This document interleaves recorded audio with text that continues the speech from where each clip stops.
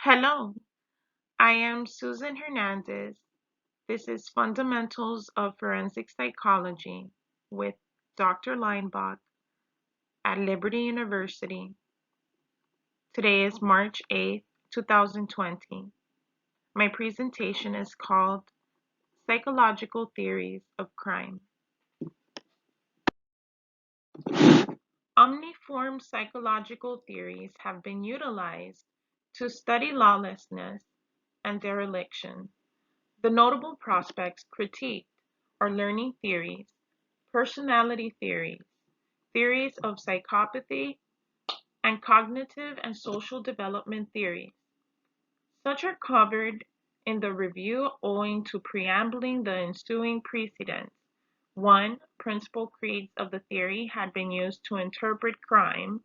2. The theory was contemplated and imported by philosophers in upwards of disciplines involving psychology. And 3. The presumptions in the theory encompassed a centralization on the individual or internal process. What is criminology and what is psychological theories of crime? How do these differ? Criminology is known as the scientific examination of transgression, offenders, and penal treatment. Psychological theories of infraction consider specific circumstances, namely lacking socialization and difficult initial childhood experience, which lead to result in a chain of criminal thinking. Each article coincides in the main theories in the field of psychology. What separates each author's explanation is Moore's adage of intelligence theories together with theories of psychopathy. Both Moore's and Neese regard the psychological theories of crime relating to a crisscross psychological theories intermingled with society. Identifications of psychological crime theories. Psychological theories of crime have impacted in molding how society reflects on crime and delinquency. Certain theorists aim to establish a framework for pinpointing the parallel relationship between psychological differences, pathology, in an individual and that individual's deviant comportment insofar as others pursue to grasp contingencies accountable for stressing non-conforming comportment, classified deviant. Significant points in support of the premises. From the beginning of times, learning theories illustrate the investigation of background wherein commotion and a circumstantiality stimulus become associated. Edward Thorndike performed animal studies showing a cat could learn to relate the act of exiting the box with gathering food, co-located outside the box, and expedite the function over time. Thorndike implemented the law of effect that articulates results which precede conduct assist learning. Or as Neese liked to put it, behavioral theory disputes comportment is actually something learned. While it is also termed social learning theory, behavioral theory sustains behaviors are fixed upon life experiences. In Principles of Criminology, Edwin Sutherland's piece theorized criminal conduct is triggered by a cultural problem where rapport with culprits increments criminal conduct. Differential association theory elaborates the former. Significant points continued. Psychodynamic theory is found in the work of Sigmund Freud, the id, the ego, and the superego. This is understood as a person's defense mechanism to deal with issues. From the psychodynamic perspective standpoint, it is grounded on the pioneering notions of Freud. It is important to indicate that Freud perceived human conduct involving aggressive conduct as the product of subconscious efforts working with an individual's brain. Additionally, Freud held that initial childhood incidence has a lasting influence on teenage and adult conduct. For instance, Freud thought issues which happen at several psychosexual phases of development could influence a person's capability to function regularly like an adult. Freud considered hostility, hence, was a partial id based human instinct that is squelched in reasonable individuals who have encountered an orderly childhood. Yet, if the violent compulsion is not kept a tight rein on or is suppressed to an abnormal point, some violence might spill of the unconscious mind and an individual may launch into unplanned acts of aggression. Acorn assumed that stress simply induced crime in people who had a specific mental condition called latent delinquency. Acorn referred to latent delinquency as faulty youth socialization and embodies itself in the lack of instant gratification, impulsivity, and a paucity of affinity for others and the incapacity to feel culpability. The next image in the following slide contains a phrase that was said by Sigmund Freud. He stated, "We are what we are because we have been what we have been, and what is needed for solving the problems of human life and motives is not moral estimates, but more knowledge." Additional conjectures on psychological theories of crime. Could it be that a typical reaction of criminal conduct may be the reaction of biologically and psychologically regular persons to specific types of social situations? I discovered that Erik Erikson hastened Freud's theory by adding on that deviance signals to the presence of an identity crisis caused by internal turmoil. Psychoanalytic theory points out there is circular nature to this theory whereby unconscious indication of pathology is deduced from conduct, and that conduct is regarded as the mark of the pathology. Cognitive theory stems from the notion that cognitive processes are at the pivot of conduct, thoughts, and feelings. This proposition derives from the studies of Albert Ellis and Aaron Beck, which concentrates on individual thoughts rather than actions. According to Moore, 2011, concepts regarding a link between the intelligence and delinquency introduced by Goddard via his factuality over feeble-minded prisoners, which mistakenly led him to reach faulty conclusions that criminal conduct is provoked by low IQ. Finally, theorists scrutinize grave and consistent criminality and delinquency as an apparent symptom of mental disorder. Antisocial personality theory, also referred to as psychopathy, is the predominant illness utilized to analyze criminal conduct from this aspect. And within this slide, you may appreciate another image which illustrates more of the great thoughts. Freud stated, "From error to error, one discovers the entire truth," which is very true. Other theorists' hypotheses. Instances of these applications involve the differential association theory that asserts all criminal conduct is picked up and that the studying affair is impacted through the magnitude of the person's communication with individuals who engage in criminal activity. The more a person connects with these individuals, the more possible it may be that he or she will absorb and acquire criminal values or conduct. American sociologist Robert K. Merton suggests the anomie theory that criminality is the outcome from an offender's incapacity to reach his objectives through socially approved ways, encountered inescapably socially or lawfully approved goals to follow the initial goals via intolerable methods.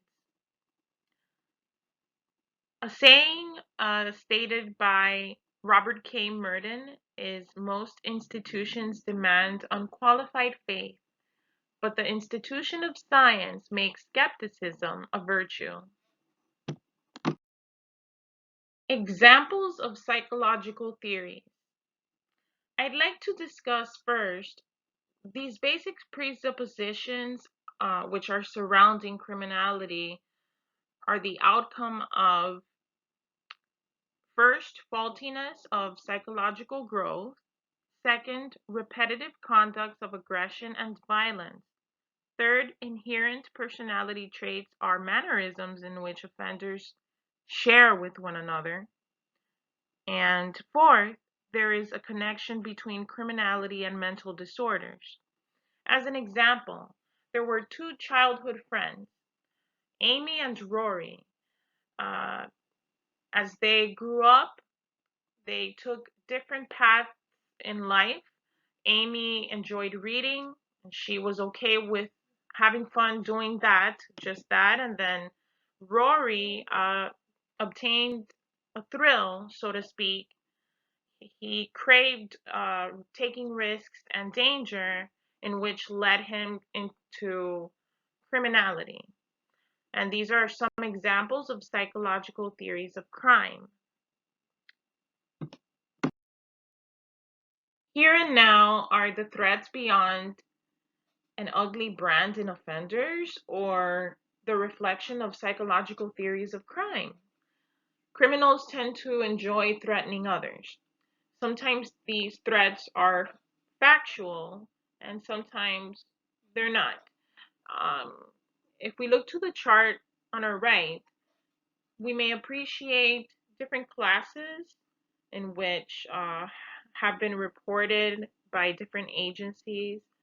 Uh, True threats versus untrue threats, such as the discovery was currently bolstered by the Bureau of Alcohol, Tobacco, Firearms, and Explosives ATF Bomb Data Center. Excuse me. Having announced that during the course of January 2004 and June 2012, there were 1,559 explosives associated incidents involving literal bombing, hoax, apparatus, recoveries, and mysterious parcels recorded at educational institutions in America. Also, Bomb Arson Tracking System, BATS, noted merely 41 had declared a threat relevant to the incident, portraying 2.6% of all incidents. In addition, just one case informed a threat linked to it out of 323 cases where authentic bombs were detected, depicting a simple 0.3%. What other theorists conclude? Farrington's 2020 impression on the matter is the most significant sections of risk components which impact crime are 1. Family controls like broken homes, correlated with social learning theories, and criminal guardians combined with intergenerational communication theories. And 2. Respective influences, namely personality. The most significant personality aspect connected to crime is impulsiveness, whereas the prominent impactful theory of the connection between personality and criminality is that promoted by Hans Eisenach. An important theory centralized on impulsiveness was hypothesized by James Q. Wilson and Richard Herrnstein. The category additionally studies cognitive theories which foregrounds thinking analysis and decision-making measures. And so, this item defines a more comprehensive theory than those deliberated under family and individuals' influences. The further comprehensive theory involves motivational, hindering, decision-making, and research development. Could forensic hypnosis be an avenue experts might explore to solve this issue of psychological theories of crime? I would say that it may be possible and that it may be optional as a plausible resolution because if offenders engage in criminal acts due to something that they perhaps saw when they were a child, when they were small, and they're engaging in this repetitive behaviors, then maybe when they're under the state of hypnosis, since psychologists can hypnotically induce the patient to, through the session, to actually feel better afterwards. Maybe this may have some possible alterations in their mindset, uh, and perhaps it may work. But at the same time, like everything else, everything has its pros and cons.